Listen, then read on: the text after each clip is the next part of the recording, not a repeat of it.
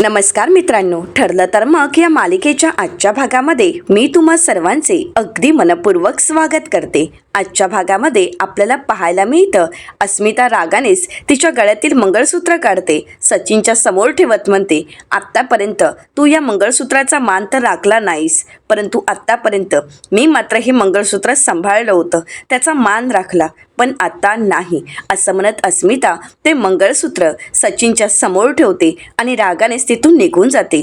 आता सर्वच जण तिथून निघून जातात। सचिन ॲडव्होकेट जाधव यांच्याकडे रागाने पाहतो आणि तोही तिथून बाहेर पडतो। सचिन बाहेर येताच मीडियाची माणसं तिथे असतातच। तर आता सचिनला प्रश्न करत म्हणतात, सचिन दीक्षित, तुम्ही तर आता केस हरला आहात। ॲडव्होकेट अर्जुन सुभेदार हे डिवोर्स वकील नसताना सुद्धा त्यांनी त्यांच्या बहिणीला न्याय मिळवून दिला आहे, तर त्यांनी हे सगळं काही करत असताना तुमचा खोटेपणा उघड केला आहे। तुम्ही केलेला त्यांच्यावरचा अत्याचार त्यांनी सगळ्या जगासमोर आणला आहे। तुम्ही त्यांची किती फसवणूक केली हे तर सर्वांना कळालंच आहे। यावर तुमचं काय मत आहे? आता मात्र सचिनला राग येतो आणि सचिन रागानेच तिथून निघून जातो। तर दुसरीकडे कल्पनाताई म्हणू लागतात की अर्जुन आणि सायली, आज खरंच एक गोष्ट मात्र चांगली घडली की या सगळ्यामध्ये सचिनचा नीचपणा जिंकला नाही, परंतु यात मात्र अस्मिताची काळजी वाटते। अस्मिताला यानंतर एकटेपणा सोसावा लागणार आहे, या सगळ्याचीच मला काळजी वाटत आहे आणि आता स्मितची जबाबदारी तिला एकटीनेच घ्यावी लागणार आहे। तर त्यावेळी सायली म्हणते, एकटीने का? आपण सर्वजण आहोतच ना? तर अर्जुन म्हणतो, आपण अस्मिताईला आणि तिच्या बाळाला अजिबात एकटं टाकणार नाही आहोत मम्मा। तर कल्पनाताई म्हणतात, आपलं नशीब चांगलं म्हणून अस्मिता तिचं दुःख फार काळ उगाळत बसत नाहीये, पुढे जाते आणि आनंदाने राहते। तर अश्विन म्हणतो, बरं पण अस्मिताई कुठे आहे? आता सर्वजण अस्मिताला पाहत असतात। तर त्याचवेळी अस्मिता आणि चैतन्य त्या ठिकाणी येतात। आता अस्मिता तिथे येताच विचारते, डॅड कुठे आहे? तर अश्विन म्हणू लागतो, फॅक्टरीच्या एका मीटिंगसाठी डॅडना जावं लागलं। अस्मिता म्हणते, बरं सगळ्यांनी तोंड गोड करून घ्या, आता आसपास कुठे मिठाईचं दुकान नव्हतं म्हणून सगळ्यांसाठी कुल्फी घेऊन आली आहे। आता अस्मिता सगळ्यांना कुल्फी देते। तर त्यावेळी आता सायली अस्मिताला प्रश्न करत म्हणते, अस्मिता, आज जे काही घडलं त्याचा तुला मनस्ताप तर नाही ना झाला? तर अस्मिता म्हणते, खड्ड्यात गेला तो मनस्ताप आणि मनस्ताप देणारा तो माणूस। झाल्या गेलेल्या सगळ्या गोष्टींचा मला आता विचार करत बसायचं नाही आहे किंवा रडत बसायचं नाही आहे। तर आता सर्वच जण अस्मिताचं कौतुक करतात। तर चैतन्य म्हणतो, अस्मिताताईचा ना हा एक गुण खरंच मला आवडतो, म्हणजे कुठल्याही गोष्टीबद्दल रडत बसायचं नाही, लगेच मूव ऑन व्हायचं आणि आपण पुढच्या कामाला सुरुवात करायची। पण आता ही एक गोष्ट आहे की अस्मिताईकडे हा एकच गुण आहे। आता सर्वजण हसू लागतात। अस्मिता म्हणते, चैतन्य तुला फटका देईना? तर त्यानंतर अस्मिताला सायली म्हणते, अस्मिता तू आता एकटी आहेस असं कधीच समजू नकोस, आम्ही सर्वजण तुझ्यासोबत आहोतच। तू या सगळ्यात बाहेर पडली आहेस ही आनंदाचीच गोष्ट आहे, परंतु कधीही तुला काहीही बोलावंसं वाटलं तर मी आहे। तर अस्मिता म्हणते, ते मला माहीत आहेच की, कारण आत्तापर्यंतच्या संपूर्ण प्रवासात तू माझ्यासोबत होतीस आणि या पुढच्या प्रवासात सुद्धा तू आणि घरचे सर्वच जण माझ्यासोबत आहातच। पण आता हो, तू स्वतःकडे लक्ष द्यायचं आहे, स्वतःची काळजी घ्यायची आहे, नाहीतर तुझं जन्माला येणारं बाळ अगोदरपासूनच माझ्यावर रागवेल। असं म्हणत आता अस्मिता चैतन्याला म्हणते, चैतन्य अरे दे ना, आपण सायलीसाठी नारळ पाणी आणलंय ना? तर चैतन्य म्हणतो, नाही नाही अगं, असं लगेच द्यायचं नसतं, अर्जुनने नारळ पाणी पिण्यासाठी जो अलाराम लावलाय ना तो वाजला की मग द्यायचं असतं। तर आता सायली अर्जुनकडे पाहते। तर अस्मिता म्हणते, अर्जुन अरे तुझ्या बायकोसाठी तू जो अलाराम लावलायस ना तो न वाजता सुद्धा जर बायकोला नारळ पाणी दिलं तर चालेल ना? तर अर्जुन होकार देतो। सायली लगेच नारळ पाणी प्यायला घेते। तर आता सर्वच जण खूप आनंदात असतात। अस्मिताला खुश पाहून सर्वांनाच खूप आनंद वाटत असतो। तर कल्पनाताई म्हणतात, बरं आता निघूयात ना? अर्जुन म्हणतो, अश्विन तू सर्वांना घेऊन घरी जा आणि ठरल्याप्रमाणे मी माझ्या बायकोला घेऊन इथे प्रतिमा आत्याच्या घरी जातो। तर कल्पनाताई म्हणतात, बरं सायली तू स्वतःची काळजी घे, आता तिथे प्रतिमा असताना तशी काही काळजी करायची गरज नाही, पण तू स्वतःची काळजी घे। तर अस्मिता म्हणते, हो, आणि अधूनमधून आम्ही येतच राहू तुला भेटायला, मी आणि स्मित तर येतच जाऊ। सायली म्हणते, बरं। आता सायली आणि अर्जुन इकडे प्रतिमा आत्यांच्या घरी जायला निघतात। तर दुसरीकडे कल्पनाताई आपल्या घरी जायला फिरायला निघालेले असतात. तर इकडे मात्र सचिनची चांगली चिडचिड होत असते, कारण इतका प्लॅन करून सुद्धा सचिन मात्र केस हरलेला असतो. सचिन म्हणतो इतका सगळा प्लॅन केला होता, एवढा सगळा काही डाव आखला होता, पण शेवटी मी हरलोच. इतके सगळे पुरावे गोळा केले होते तरी सुद्धा ते सगळे वाया गेलेच. मी हरलोच कसा? सचिनला आपलं हरणं सहन होत नसतं आणि त्याचवेळी तिथे महिपत शिकरे येतात आणि आता सचिनला म्हणतात, दीक्षित एवढं चिडचिड करू नका, डोक्यावर बर्फ ठेवा. तर आता सचिन म्हणतो, अण्णा हे सगळं काही कसं शक्य आहे? अहो आता माझं डोकं शांत राहणार नाही. अहो एवढं सगळं करूनही आणि एवढे सगळे पुरावे गोळा करूनही मी केस हरलोय आणि आत्ता एवढं सगळे डाव आखूनही मला त्या अस्मिताला पोटगी द्यावी लागणार आहे आणि अर्जुन हा केस जिंकलाय आणि हे मी सहन नाही करू शकत. महिपत शिकरे म्हणतात, झालं गेलं गंगेला मिळालं दीक्षित, आता डोकं कसं शांत ठेवायचं हे मी सांगतो. असं म्हणत महिपत शिकरे सचिनला म्हणतात, तू सुद्धा आता बहुगुणी बाबांची दीक्षा घे आणि माझ्यासारखीच तुझ्यासुद्धा नवीन आयुष्याची सुरुवात कर. तुझ्या पहिल्या बायकोकडून तुला काडीमोड तर मिळालाच आहे. या सगळ्या गोष्टी आता सोडून दे, आता पुढे निघ, नवीन गोष्टींचा नवीन विचारांची सुरुवात कर. तर आता सचिन अण्णांवर चिडतो आणि म्हणू लागतो, अण्णा मला तुमचे हे नको ते सल्ले नको आहेत. तुमचे हे जे सल्ले आहेत ना ते बहुगुणी बाबांच्या भक्तांना द्या, मला नको आहेत. आत्तापर्यंत मी सगळं काही माझ्या हिमतीवर मिळवलंय, पण पहिल्यांदा कोणीतरी माझ्यावर मात केली आहे, कोणीतरी मला हरवलंय. त्या सायली आणि अर्जुनला मी सोडणार नाही. तर महिपत शिकरे म्हणतात, नाही दीक्षित, मनातील ही भावना काढून टाक, ही सुडाची भावना मनातून कायमची काढून टाक. अरे जर आपले कोणीतरी डोळे फोडले आणि म्हणूनच आपण समोरच्याचे डोळे फोडलेत, अख्खं जग हे आंधळ नाही का होणार? असं म्हणत महिपत शिकरे आता चांगला मार्ग सचिनला दाखवण्याचा प्रयत्न करत असतात, परंतु हे सचिनला अजिबातच पटत नसतं. सचिन महिपत शिकरेंना म्हणतो, अण्णा प्लीज, तुमची ही जी काही फिलॉसॉफी आहे ना त्याची मला आता गरज नाही आहे. महिपत शिकरे सचिनला म्हणतात, बरं ठीक आहे, मी तुला काहीही सांगत नाही, पण एक गोष्ट सांगतो की काही दिवसातच आता साक्षी पुण्यावरून येणार आहे. साक्षी इथे आल्यानंतर मी तुम्हा दोघांचं लग्न लावून देणार, म्हणजे मी देवाचं नाव घ्यायला मोकळा. असं म्हणत आता महिपत शिकरे यांनी साक्षी आणि सचिनचं लग्न लावून द्यायचं ठरवलेलं असतं. तर दुसरीकडे किल्लेदारांच्या घरी आपल्याला पाहायला मिळतं, सायली आली हे पाहून प्रतिमा आत्या खूप खुश होतात. प्रतिमा आत्या सायलीचं छान स्वागत करतात आणि म्हणतात, बसा बसा, अगं केव्हापासून आम्ही तुमची वाट पाहतोय. तर सायली म्हणते, प्रतिमा आत्या कोर्टातून निघायला वेळच लागला. तर सुमन काकू म्हणतात, आम्हाला कल्पना वहिनींचा फोन आला होता, त्या सांगत होत्या की तू खूप छान पद्धतीने अस्मिताची केस लढलायस अर्जुन, खरंच तुझं अगदी मनापासून अभिनंदन. अर्जुन म्हणतो, थँक्यू सो मच. आता तिथे टेबलवर ठेवलेली पाण्याची बॉटल आणि ग्लास पाहत अर्जुन म्हणू लागतो, सगळी तयारी अगोदरच झाली आहे वाटतं. आता सायलीही पाहते तर जागोजागी पाण्याची बॉटल आणि ग्लास ठेवलेलं असतं. तर ते पाहून सायली म्हणते, प्रतिमा आत्या, मी येण्याअगोदरची सगळी काही तयारी झाली आहे. तर प्रतिमा आत्या म्हणतात की हो, ही सगळी तयारी झाली आहे, तू येण्या अगोदरच संपूर्ण तयारी करून ठेवली आहे. पण बरं, ही सगळी तयारी आम्ही नाही केली आहे, तर तुझ्या नवऱ्याने केली आहे. आता सायली अर्जुनकडे पाहते तर अर्जुन होकार देतो. तर प्रतिमा आत्या म्हणतात, तू येण्या अगोदरच तुझ्या नवऱ्याने एका माणसाला इथे पाठवलं होतं आणि हे सगळे कोपरे आहेत ना ते त्यांनीच झाकले आहेत आणि जागोजागी मेटलच्या बॉटलही ठेवल्या गेल्या आहेत पाण्याच्या, अगदी तुझ्यासाठी. बघ, तुझी सगळीकडे अगदी छान व्यवस्था केली गेली आहे. आता सायली त्या सर्व बॉटल पाहते. तर त्यानंतर आता सायली अर्जुनकडे पाहते तर अर्जुन म्हणतो, नाही म्हणजे तू कुठल्याही रूममध्ये असतील तरीसुद्धा तू आवर्जून पाणी पिशील ना, म्हणून हे सगळं काही करावं लागलं आहे. तर सुमन काकू म्हणतात, आणि हो, अर्जुनने सगळ्या बाथरूममध्ये अँटी स्लिप मॅटसुद्धा ठेवायला सांगितले आहेत. आता अर्जुनची ही इतकी सगळी काळजी पाहून सायली मात्र शांतच होते. तर अर्जुन म्हणतो, हां, टाईल्स ओल्या असतात ना, उगाच पाय वगैरे स्लिप नको व्हायला ना, म्हणून हे सगळं काही. तर सायली अर्जुनला म्हणते, मी तुमचं नक्की काय करू? अर्जुन म्हणतो, काहीही करू नकोस, तुझ्यासाठी ज्या काही गोष्टी केल्या आहेत ना त्या सगळ्याचा नीट वापर कर, म्हणजेच झालं, बाकी मला काहीच नको. तर प्रतिमा आत्या अर्जुनचं कौतुक करत म्हणतात, खरंच अर्जुन, तुझी म्हणजे कमालच आहे. तर सायली म्हणते, बरं, तुम्ही हे सगळं काही माझ्यासाठी इतक्या प्रेमाने केलं आहे ना, मग मी सुद्धा माझी स्वतःची काळजी घेईन. तर अर्जुन म्हणतो, थँक्यू सो मच. बरं, तू आता इथे तुझे लाड करून घे, आता मला घरी निघावं लागेल. तर प्रतिमा आत्या म्हणतात, अरे जेवून तरी जा. अर्जुन म्हणतो, नाही नको, आज घरी सर्वांसोबतच जेवतो, सर्वजण माझी वाट पाहत असतील. प्रतिमा आत्या म्हणतात, बरं ठीक आहे. अर्जुन म्हणतो, बरं मला निघायला हवं, बाय बाय बेबी, असं म्हणत अर्जुन निघत असतो. सायली उठून उभी राहते, तर अर्जुन म्हणतो, नाही नाही, तू नको उठूस. आता मात्र प्रतिमा आत्या सायलीकडे आणि अर्जुनकडे पाहत असतात. अर्जुनचं असणारं ते प्रेम आणि काळजी ही प्रतिमा आत्यांनाही खूप आवडत असते. सायली आणि अर्जुनचं एकमेकांवरचं प्रेम पाहून प्रतिमा त्या खूप खुश असतात.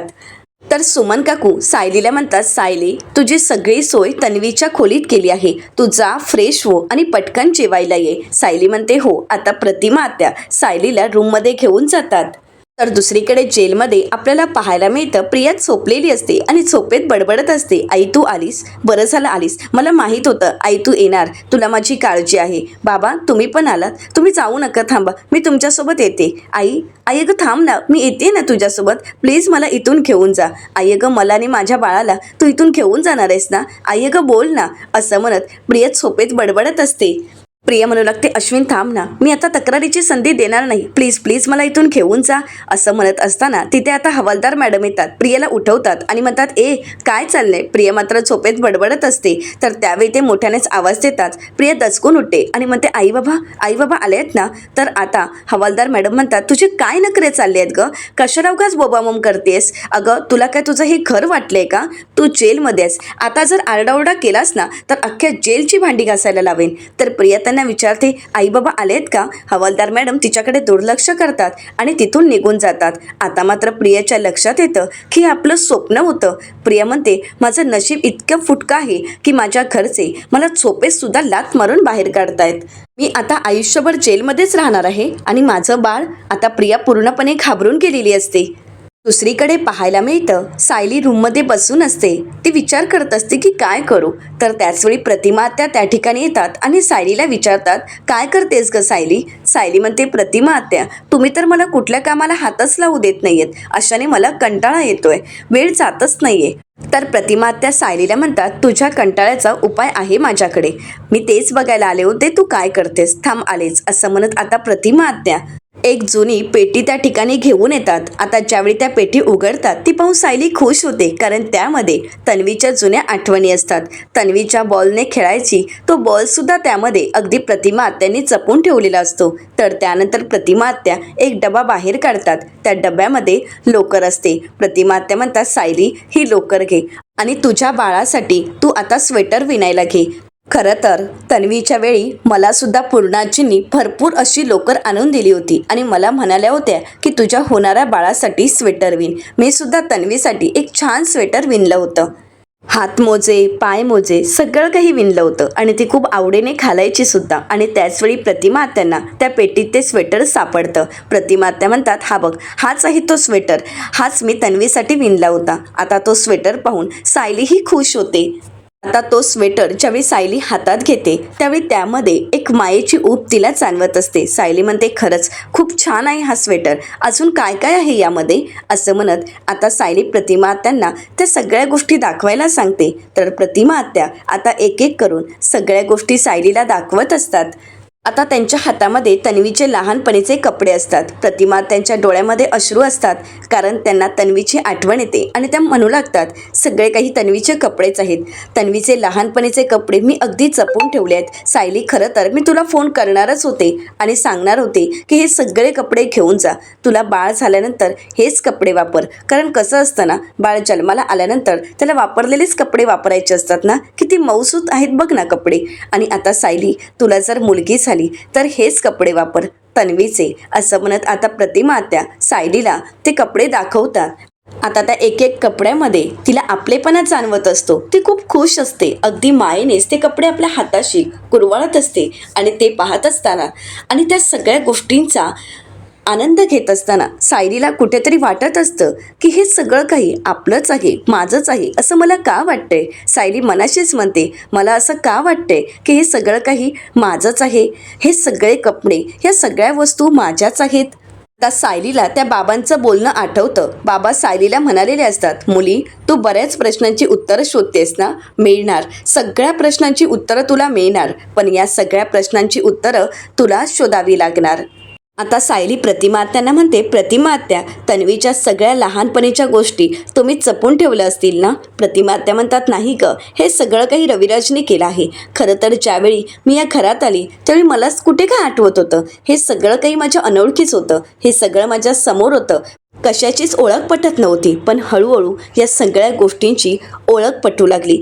सगळ्या गोष्टी मला आठवू लागल्या. बघ ना, किती मोठा खजिना आहे.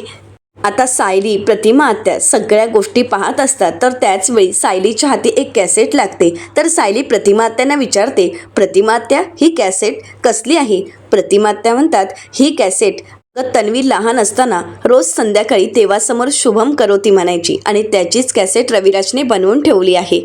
यामध्ये तर तिचा लहानपणीचा आवाज आहे आणि म्हणूनच तर रविराजने इतकी जपून ठेवली आहे.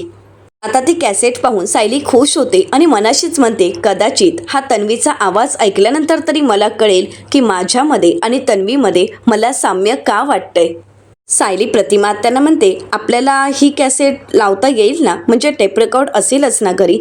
तर प्रतिमा आत्या म्हणतात, नाही ग, म्हणजे इथे तर टेप रेकॉर्ड नाहीये, पण पूर्णाजीच्या घरी होता. मग आता तो कदाचित स्टोर रूममध्ये ठेवला असेल. सायली खुश होते आणि म्हणते, मी आत्ताच जाते आणि घेऊन येते. तर प्रतिमा आत्या म्हणतात, बरं जा, पण जाण्या अगोदर तू कल्पनाला फोन कर, म्हणजे ती काढून ठेवेल. तर आता सायली लगेच कल्पनाताईंना फोन करते. तर दुसरीकडे पाहायला मिळतं, सुभेदारांच्या घरी सर्वच जण एकत्र जेवायला बसतात. तर अस्मिता म्हणते, मम्मा, भाजी तर छान झाली आहे, पण सायलीच्या हाताची चव नाही या. तर कल्पनाताई म्हणतात, हो ना ग, म्हणजे मला आणि विमलला सुद्धा जेवण बनवत असताना, स्वयंपाक करत असताना सतत सायलीची आठवण येत होती. तिची उणीव भासत होती. तर अस्मिता म्हणते, स्मितला सुद्धा सायलीची खूप सवय झाली आहे, खूप रडत होता ग. खरं तर मला त्या क्षणी वाटलं मामीच्या आठवणीतच तो रडत असावा. आता सर्वांनाच सायलीची आठवण येत असते. सर्वच जण सायलीला खूप मिस करत असतात. कल्पनाताई म्हणतात, मला सुद्धा सायलीशिवाय अजिबातच करमत नाहीये. तर अर्जुन सुद्धा म्हणतो की मला सुद्धा. आता सर्वच जण हसू लागतात. तर अश्विन म्हणतो, दादा, अरे तुला जर सायली वहिनीची इतकी आठवण येते तर व्हिडिओ कॉल कर ना. अर्जुन म्हणतो, गुड आयडिया. असं म्हणत आता अर्जुन सायलीला व्हिडिओ कॉल करायला घेतो.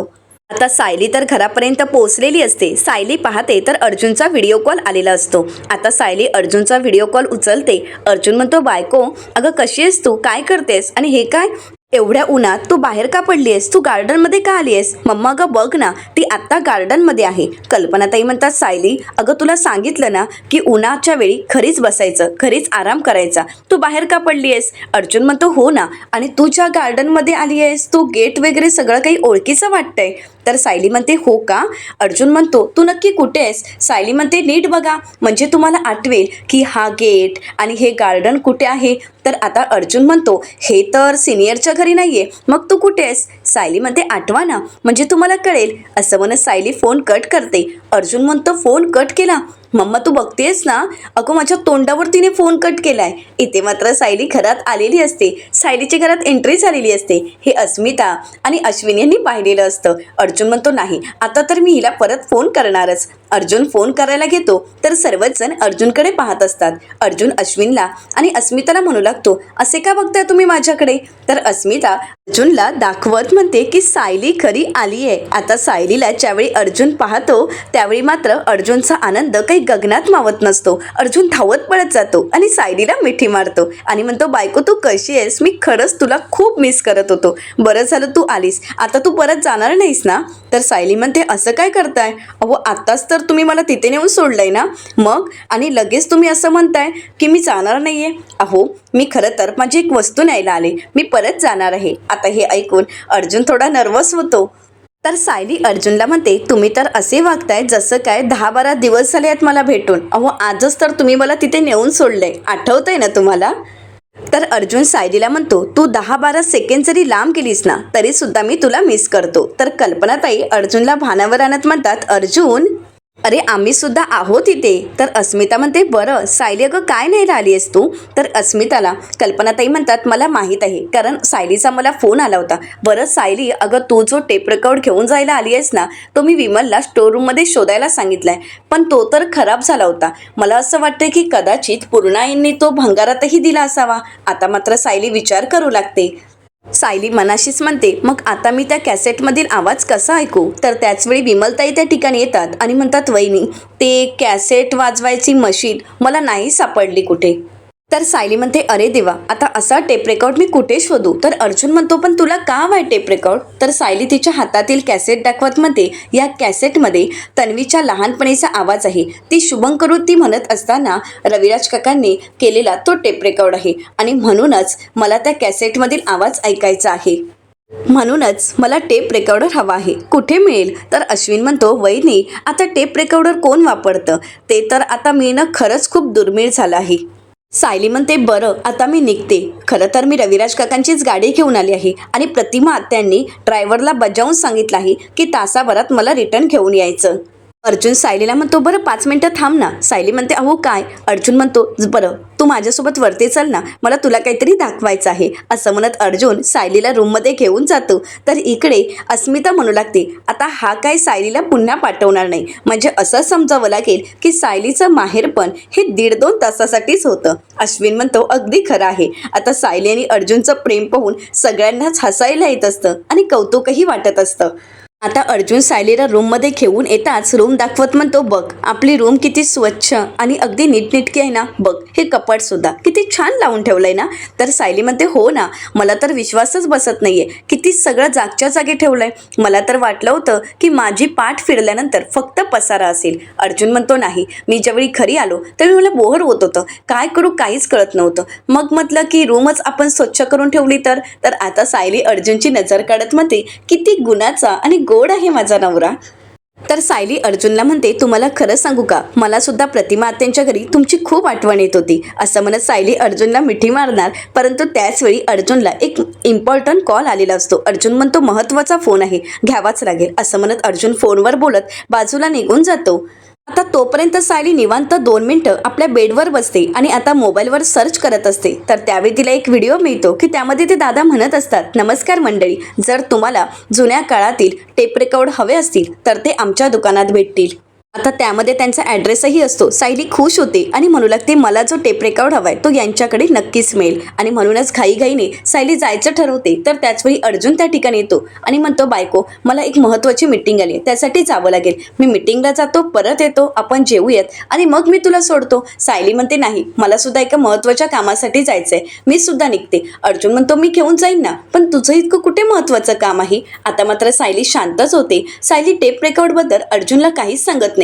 ती मनाशीच म्हणते, मी जर यांना हे सांगितलं तर ते मला म्हणतील की एवढी घाई का झालीये, मग मी यांना काय उत्तर देऊ? म्हणून सायली काहीच सांगत नाही. तर येणाऱ्या पुढील भागामध्ये आपल्याला पाहायला मिळतं, सायली आता टेप रेकॉर्ड घेण्यासाठी त्या दुकानात पोहोचलेली असते. तिला हवा तो टेप रेकॉर्ड तर मिळालेला असतो. सायली त्या दादांना प्रश्न करत म्हणते, दादा हा टेप रेकॉर्ड नक्की चालेल ना? तर त्याचवेळी सायलीचा कोणीतरी फोटो काढून घेत असतं. तर सायली खरी येताच शुभम करोती ही कॅसेट लावते आणि त्यावेळी प्रतिमा आत्यांना ती प्रश्न करत म्हणते, तुम्हाला खरंच वाटते की हा आवाज तन्वीचा आहे? तर प्रतिमा आत्या म्हणतात, हो. आता प्रतिमा आत्या तिथून निघून जाताच सायली म्हणू लागते की मला असं का वाटते की हा आवाज माझा आहे? मला ही सत्य कोण सांगेल? आता सायली हीच तन्वी आहे हे सायलीला सत्य कोण सांगेल? हे पाहणं अतिशय रंजक ठरणार आहे. मित्रांनो, अशाच मालिकांचे नवनवीन अपडेट पाहण्यासाठी चॅनलला नक्कीच सबस्क्राईब करा.